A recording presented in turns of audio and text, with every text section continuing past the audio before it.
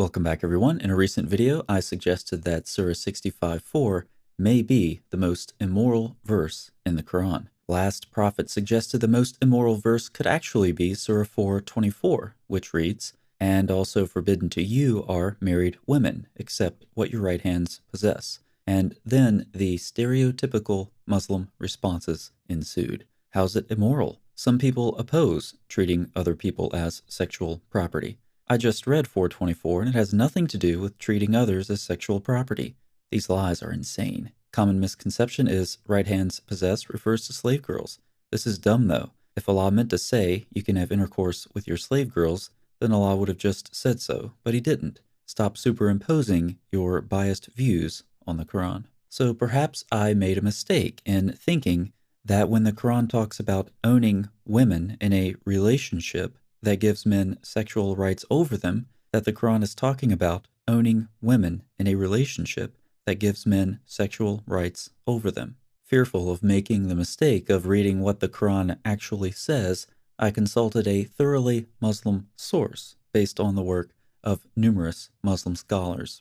The Study Quran clearly says, "Thus the Quran forbids marrying women married to other men, save for slave or captive women, those whom your right hands possess." But remember, it's a common misconception that right hands possess refers to slave girls. But let's read some more. The Study Quran gives various scholarly opinions about the background and specific meaning of this verse, which I've condensed for you. Keep in mind that it abbreviates the commentators' names. These abbreviations are easy enough to figure out, but I've given them to you below as well.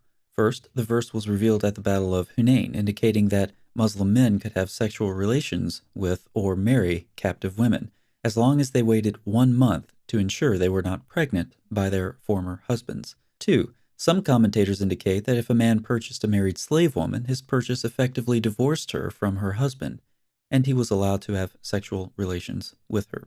3. Others say those whom your right hands possess refers exclusively to female war captives. 4. Exceeding the 4-wife limit in the Quran is prohibited unless they were slave women. 5. The verse prohibits illicit sexual relations except for women a man possessed the right to through either marriage or slavery. And finally, number 6, sexual relations with all such women, married, free, chaste Muslim people of the book, are forbidden save through proper marriage, the only exception being for slave or captive women who were neither Jewish nor Christian. Something that's striking about these interpretations is that there's a lot of discussion of slave and captive women in these Muslim sources, which, remember, is a dumb and biased interpretation. Time after time, we're told we're misinterpreting Muslim sources. Time and time again, our misinterpretations turn out to be correct. Why do so many Muslims refuse to acknowledge what is so obvious? Part of it comes down to the choice between cowardice or courage. As I responded, you really need to start acknowledging what your texts say. Stop being a coward. Let's guide Muslims through this scary but simple process. The Quran obviously says X, where X could be Surah 65:4, 424, etc. But X is obviously repugnant. Muslims don't want the Quran to be repugnant, so they simply deny it obviously says X. You could put Muhammad in there instead, and the result would be the same. And this is what we encounter over and over again, because the options are cowardly cognitive dissonance or apostasy. And that's one reason we see this same process happening over and over in our discussions with Muslims. The logic is simple and clear, but there are consequences. For many Muslims, these consequences range from family to economic to culture and beyond, and apostasy laws exist for a reason.